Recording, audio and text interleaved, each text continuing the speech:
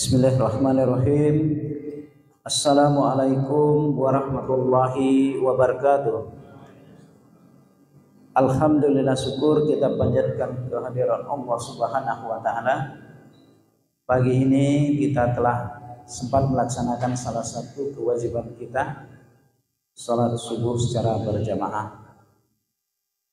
Kemudian salawat dan salam kita perbanyak kepada junjungan kita Nabi besar Muhammad sallallahu alaihi wasallam. Allahumma shalli ala sayyidina Muhammad wa ala ali sayyidina Muhammad. Jamaah salat subuh yang dirahmati Allah Subhanahu wa taala. Kali ini kita akan mendengarkan paparan tausiah yang akan disampaikan oleh al-ustaz kita, guru kita, yaitu Al-Mukarram Bapak Sahabuddin Al-Kaledar, SPDI. Mari nantinya kita dengarkan apa-apa yang beliau sampaikan.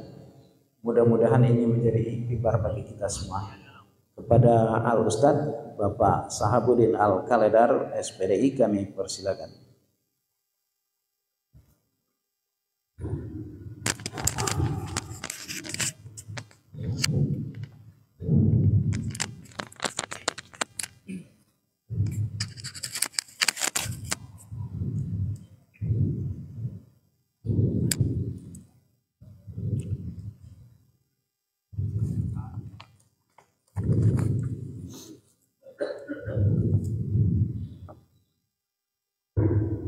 Assalamualaikum warahmatullahi wabarakatuh.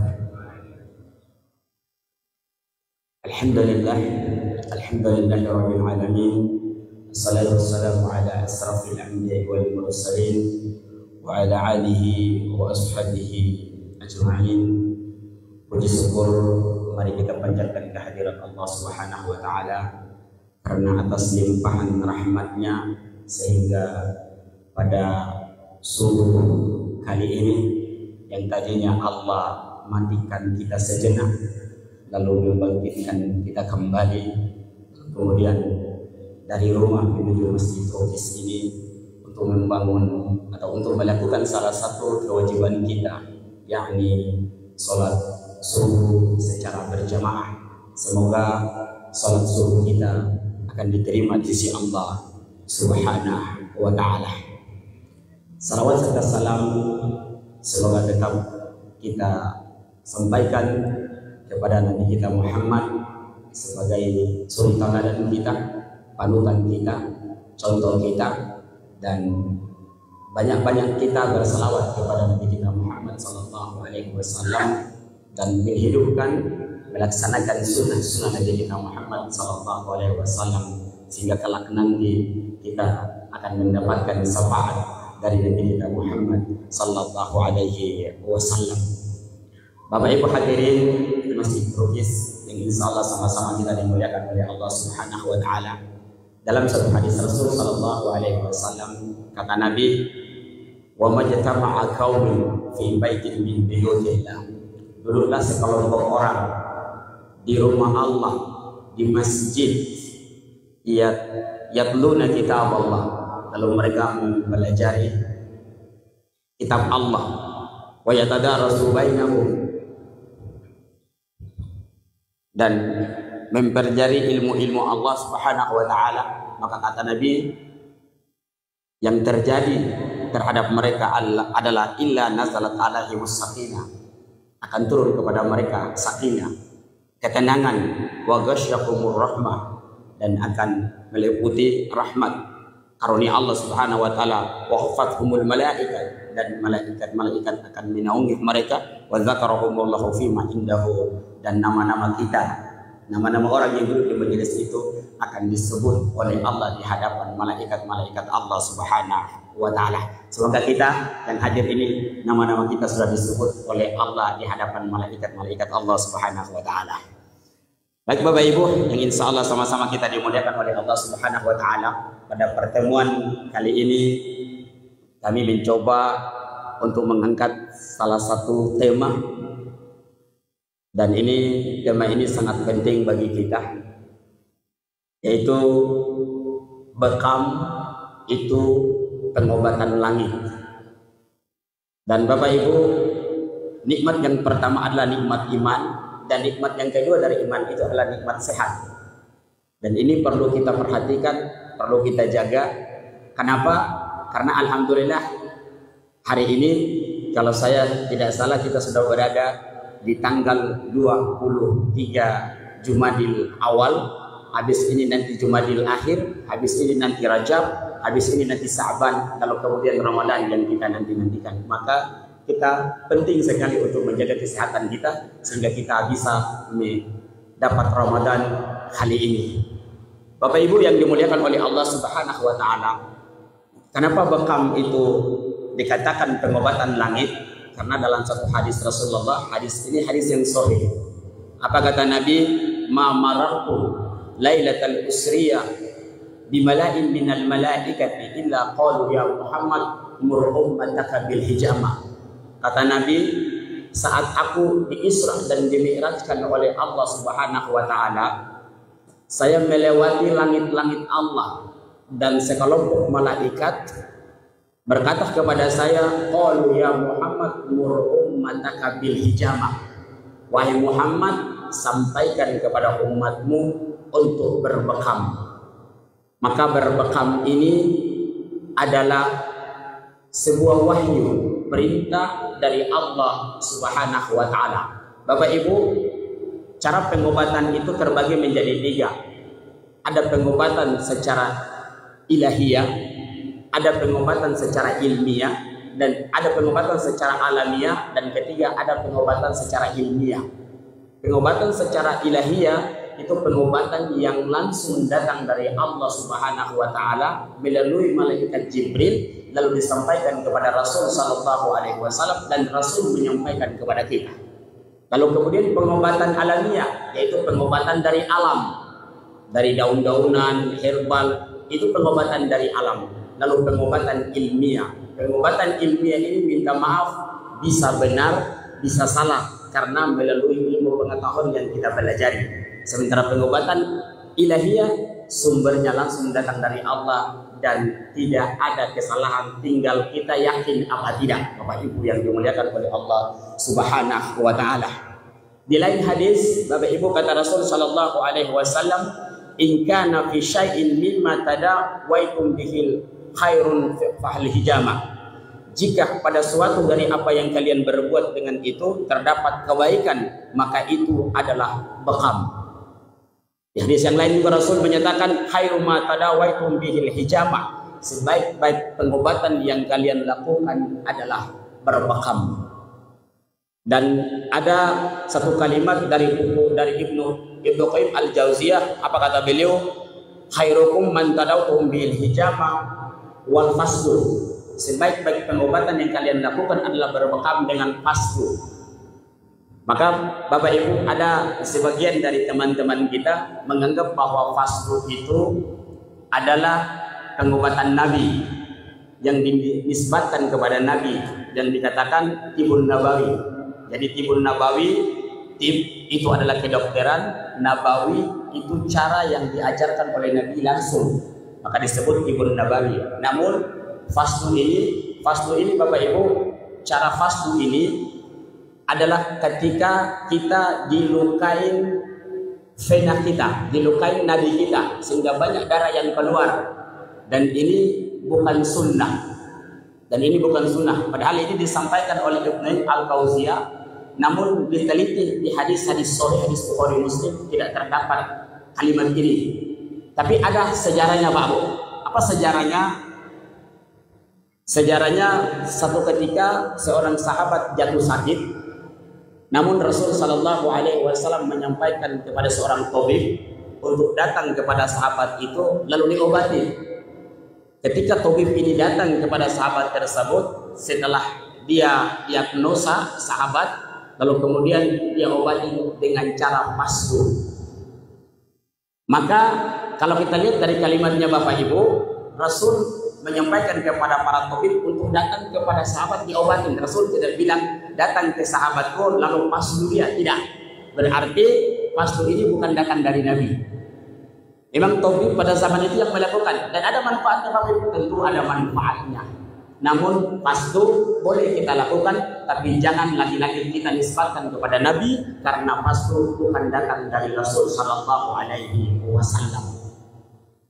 Bapak Ibu yang dimuliakan oleh Allah Subhanahu Wa Taala, kata Nabi Sallallahu Alaihi Wasallam, akhbarani Jibril menyampaikan kepada saya, Jibril mengabarkan kepada saya, annal hajama anfa'u ma tadawai bihin nas, bahwa bekam adalah pengobatan yang paling bermanfaat yang dilakukan oleh manusia. Jadi bekam ini pengobatan yang sangat bermanfaat. Bahkan di lain hadis yang lain kata Nabi Sallallahu Alaihi Wasallam, asyifa'u fi salasin, cara pengobatan itu ada 3. Yang pertama syarbatil asal, minum madu. Yang kedua wasyartatih mijam, berbekam, wa kayyatin nar, menggunakan besi panas, al-kai, wa ana anha ummati anil kai. Namun di akhir hadis ini kata Nabi, saya melarang umatku untuk melakukan terapi dengan al-kai atau menggunakan besi panas. Bapak Ibu yang dimuliakan oleh Allah Subhanahu Wa Taala, sebenarnya banyak hadis yang menceritakan tentang cara pengobatan melalui bekam yang diajarkan oleh Rasul Sallallahu Alaihi Wasallam. Kata Nabi, ma'anzalallahu da'an illa anzalalahu syifa'an. Allah tidak menurunkan penyakit kecuali Allah turunkan obat. Maka dari hadis ini Bapak Ibu, kita bisa mengartikan bahwa penyakit itu pasti ada obatnya. Karena banyak di antara kita yang menyatakan penyakit ini tidak ada obatnya, gitu. Sampai kapanpun tidak ada obatnya. Dari hadis Nabi SAW bahwa Allah tidak turunkan penyakit kecuali Allah turunkan obatnya. Maka obat dari penyakit itu pasti ada, termasuk beberapa tahun yang lalu yang disebut dengan COVID itu ada obatnya. Karena Rasulullah yang menjamin ini, Rasulullah yang bilang. Bapak Ibu yang dimuliakan oleh Allah Subhanahu Wa Taala, ada titik-titik bekam yang disunahkan oleh Nabi kita Muhammad Sallallahu Alaihi Wasallam, dan titik-titik bekam ini, titik bekam yang disunahkan oleh Rasul Sallallahu Alaihi Wasallam ini, apa kata Nabi? Manih tajama li sab'ata asara wa ihdata asara wa tis'ata asara wa ihdata asara kana sifa'un min kulli da. Barang siapa yang berbekam di tanggal 17, tanggal 19, tanggal 21 setiap bulan Hijriah, kana syifa min kulli da, maka akan hilang berbagai macam penyakit.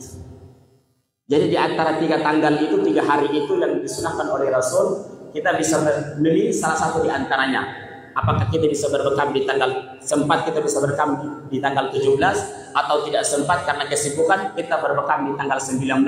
Kalau tidak sempat juga di tanggal 19, berbekam di tanggal 21 setiap bulan Hijriah. Hari ini kita sudah berada di tanggal 23 Jumadil Awal, maka sudah lewat tanggal sunnahnya.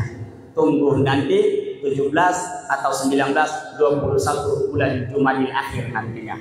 Jadi setiap bulan Hijriah saja, bukan bulan Masehi, bukan, tapi bulan Hijriah. Kenapa Bapak Ibu? Ternyata di bulan-bulan tanggal-tanggal yang Rasul Sallallahu Alaihi Wasallam menyampaikan itu sudah masuk bulan purnama, sudah lewat bulan purnama. Pada kata Ibnu Qayyim Al-Jauziyah, di bulan-bulan purnama itu gravitasi bumi sedang ke puncaknya, berganti, termasuk darah manusia naik ke puncaknya. Maka kita berbekam di tanggal-tanggal itu sangat bagus. Untuk apa? Untuk mengeluarkan toksin, racun, bakteri, termasuk bekam juga bisa mengusir jin, laknatullah, iblis, laknatullah yang ada di dalam tubuh kita. Subhanallah, ini luar biasa. Apa titik bekamnya Bapak Ibu? Titik bekamnya, titik bekam sunnah yang diajarkan oleh Rasul. Yang pertama adalah titik umul muhis. Umul muhis itu di puncak kepala kita. Kita berbekam di puncak kepala kita, tapi digundulin dikit, harus digundul. Kenapa? Karena ketika ada rambut, maka kop atau alat bekam itu tidak bisa nempel. Maka kita harus gundulin dikit, kita botakin dikit di puncak kepala kita. Apa hasilnya? Banyak hasilnya. Bahkan para dokter-dokter Islam menyatakan bisa menghilangkan 178 penyakit di titik ini, Pak. Termasuk stroke, hipertensi, vertigo, sakit kepala, termasuk sihir. Bahkan beberapa tahun yang lalu kami punya pengalaman, Bapak Ibu, itu datang seorang pasien kepada kami dan dia ini sakit kepala yang sudah menahun, Pak. Sudah bertahun-tahun. Dan saking seringnya sakit kepala, Bapak Ibu, dia bisa tahu jadwal sakit kepalanya. Itu luar biasa. Jadi kalau ke kebun gitu kan, kemana lah tahu jam-jam sakit kepalanya, dia balik ke rumah karena sudah pasti sakit kepala. Dan begitu sakit kepala, Bapak Ibu, itu dia benturkan kepalanya ke tembok saking sakit kepalanya, Pak. Alhamdulillah dia datang kepada kami dengan izin Allah Subhanahu wa taala, saya berbekam di puncak kepalanya. Dan sampai sekarang beberapa hari ketemu, saya tanya gimana Pak sakit kepalanya. Alhamdulillah sampai sekarang nggak lagi sakit-sakit, Pak. Cuma sekali bekam di puncak kepalanya. Itu luar biasa. Ada kawan juga itu di Papua, Pak. Begitu naik motor jatuh, kepalanya kena trotoar. Jadi darah tidak keluar. Darah tidak keluar sehingga darah itu membeku di kepala, Pak. Dan alhamdulillah ada kawan yang bekam. Begitu dibekam langsung sadar, Pak. Langsung sehat. Jadi luar biasa. Ini apa yang diajarkan oleh Rasul Sallallahu Alaihi Wasallam ini luar biasa, dan ini wahyu yang bagi kita umat Islam tidak boleh untuk meragukan cara pengobatan yang diajarkan oleh Rasulullah Sallallahu Alaihi Wasallam ini. Jadi itu titik pertama di ubun-ubun, bukan di ubun-ubun agak maju ke depan. Pas di puncak kepala kita, itu titik sunnah yang pertama. Titik sunnah yang kedua kata Nabi Sallallahu Alaihi Wasallam, yakni al-ahdain. Al-ahdain itu ada di sisi leher kita, ada di belakang leher sini. Itu titik sunnah yang kedua. Itu juga bisa hipertensi, sakit gigi, sakit telinga, kemudian termasuk wajah, bahkan tenggorokan. Itu bisa dengan izin Allah sembuh dengan titik yang ada di leher kita. Kemudian titik yang berikutnya, titik yang ketiga, titik sunnah yang ketiga adalah al-kahil. Al-kahil itu di belakang, pas di atas ujung tulang belakang kita. Itu titik al-kahil, dan itu bisa untuk saraf, bisa untuk tekanan darah, keracunan, termasuk stroke. Lalu kemudian titik sunnah yang berikutnya yakni katifain. Katifain itu ada di dua pundak kita. Biasanya kalau Bapak Ibu minta maaf, kalau sudah kolesterolnya sudah tinggi, gitu kan, tensinya sudah tinggi, itu biasa terasa pegal-pegal di sini, agak terasa berat di sini. Maka itu titik yang ada di pundak ini adalah bisa mengobati hipertensi, bisa juga untuk darah tinggi, bisa juga asma, bisa juga paru-paru, bahkan nyeri bahu. Itu bisa dengan kita berbekam di titik yang ada di pundak kita ini. Kemudian yang kelima, titik sunnah yang berikutnya yakni ala-warik. Ala-warik itu punggung, di belakang punggung kita. Dan itu khasiatnya bisa gangguan ginjal, bisa saluran kencing, pinggung, susah, bahkan minta maaf termasuk susah punya anak, susah punya keturunan, itu juga bisa kita berbekam di pinggung kita. Kemudian titik sunnah yang berikutnya, yang terakhir, yaitu ala muhis. Ala muhis itu ada di betis kita, di dua betis kita. Dan itu bisa untuk kesemutan, bisa untuk asam urat, pegal-pegal, termasuk juga stroke, Pak. Nah, ini titik-titik sunnah yang kita boleh kita rutinkan untuk berbekam. Bagusnya sebulan sekali atau 3 bulan sekali kita berbekam. Kenapa tidak boleh lebih dari 3 bulan? Karena kata Nabi di 120 hari, Pak Bu, di 120 hari itu bakteri, kuman, termasuk iblis, jin itu masuk ikut aliran darah manusia di 120 hari.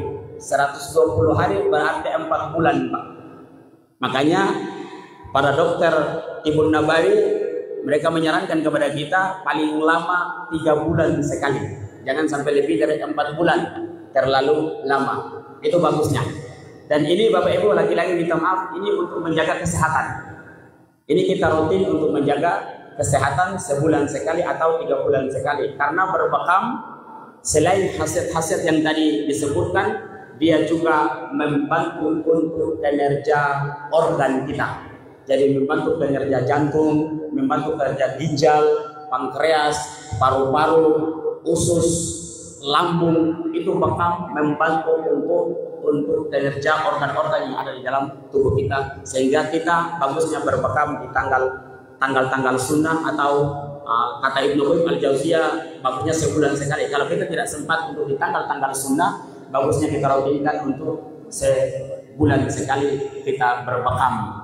Bapak Ibu yang dimuliakan oleh Allah Subhanahu wa taala, satu kisah lagi yang terakhir Pak Abu. Ada kawan Pak, dia inilah termasuk luar biasa khasiat bekam. Itu dia punya panu Pak. Panu di dalam tubuhnya itu penuh Pak. Di belakangnya itu penuh. Lalu kemudian sudah berkali-kali dia mencoba untuk mengobati kita kan, panunya itu tidak hilang-hilang Pak. Dan alhamdulillah begitu dia tahu bekam, dia rutin untuk berbekam Pak. Dengan niat berbekam untuk menjaga kesehatan saja, rutin bekam sebulan sekali. Alhamdulillah dia berbekam beberapa bulan, tiba-tiba panu yang ada di belakang itu Pak hilang Pak. Hilang. Inilah yang para dokter Islam menyatakan bahwa rutinkan saja bekam. Adapun nanti penyakit keluhan di dalam tubuh kita yang kita belum deteksi, kita belum tahu, insya Allah dengan terapi bekam, dengan cara yang diajarkan dengan Nabi ini, insya Allah bisa hilang dengan izin Allah Subhanahu wa taala. Tapi yang jadi masalah karena kita belum yakin, belum begitu percaya dengan cara yang diajarkan oleh Nabi kita Muhammad sallallahu alaihi wasallam. Maka Bapak Ibu, dari hadis-hadis yang tadi disebutkan sudah dipastikan bahwa bekam adalah sunnah yang diajarkan oleh Nabi kita Muhammad sallallahu alaihi wasallam. Baik Bapak Ibu yang dimuliakan oleh Allah Subhanahu wa taala, mudah-mudahan kita yang hadir ini paling tidak untuk mau menerapkan atau mau mengikuti cara-cara pengobatan yang diajarkan oleh Nabi sallallahu alaihi wasallam. Terserah Bapak Ibu mau bekam ke manapun, ke siapapun tidak jadi masalah, tapi lagi-lagi minta maaf kalau bisa harus cari tahu orang yang bekam itu sudah betul apa belum dia mempelajari tentang cara-cara bekam. Karena minta maaf banyak di antara kita yang takut berbekam karena ternyata dia salah terapi gitu kan. Dia mungkin begitu dibekam bukan sehat tapi justru malah sakit gitu, malah sakit-sakitan. Nah ini salahnya bukan bekam tapi salah terapisnya Pak Bu, salah terapisnya. Alhamdulillah kami di salah satu organisasi yaitu PBI, Persatuan Bekam Indonesia, dan itu dihimpun para dokter-dokter di dalam situ, termasuknya kemarin yang langsung dipimpin oleh Dr. Zaidul Akbar. Itu salah satu guru kami berbekam dengan belajar dengan beliau Dr. Zaidul Akbar, dan sekarang sudah dipimpin langsung oleh Ahmad Fatahillah.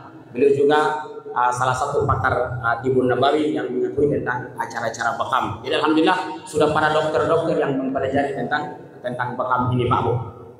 Oleh karena itu mari kita rutinkan. Banyak yang tanya, Ustaz memang kalau sarankan orang untuk berbekam, Ustaz bekam? Alhamdulillah saya berbekam sebulan sekali. Kemarin terakhir di tanggal 21 baru selesai bekam di belakang, dan membekam saya istri saya karena kami istri bisa menangani yang bagian perempuan sementara saya bagian laki-laki. Dan memang bekam ini nggak boleh lanang bekam tinau bekam lanang nggak boleh, karena ini sunnah Pak. Karena bekam kita buka baju kita sudah otomatis aurat kita terbuka, sehingga tidak boleh. Kalau ada yang Bapak Ibu dengar laki-laki bekam tinau, ini bahaya. Ini tidak diajarkan oleh Nabi, dan bahkan kami di PBI tidak mengajarkan hal itu. Nggak boleh, itu dilarang. Jadi jangan sampai kita mau sehat tapi cara yang kita lakukan tidak sesuai dengan apa yang diajarkan oleh Nabi Sallallahu Alaihi Wasallam. Bapak Ibu yang dimuliakan oleh Allah Subhanahu Wa Taala, semoga cara pengobatan ini mudah-mudahan kita rutinkan, kita amalkan karena ini sunnah Nabi kita Muhammad sallallahu alaihi wasallam, dan insyaallah semoga saja ada manfaat buat kita semuanya. Mari kita tutup dengan doa kafaratul majelis. Subhanakallahumma wa bihamdika asyhadu an la ilaha illa anta astaghfiruka wa atubu ilaik. Summa assalamualaikum warahmatullahi wabarakatuh.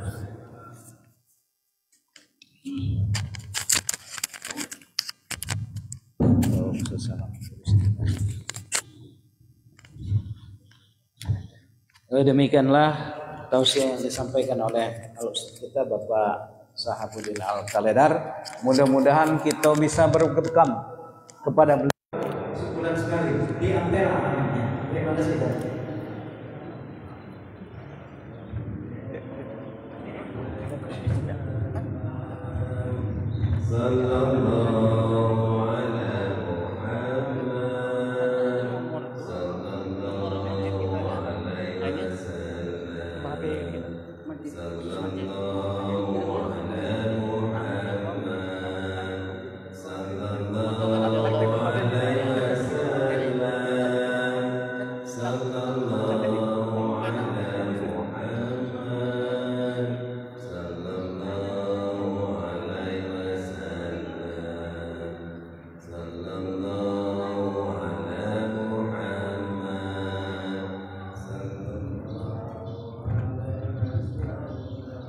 Silakan bapak-bapak, sarapan sudah disediakan di depan dan juga ibu-ibu sudah disediakan di samping.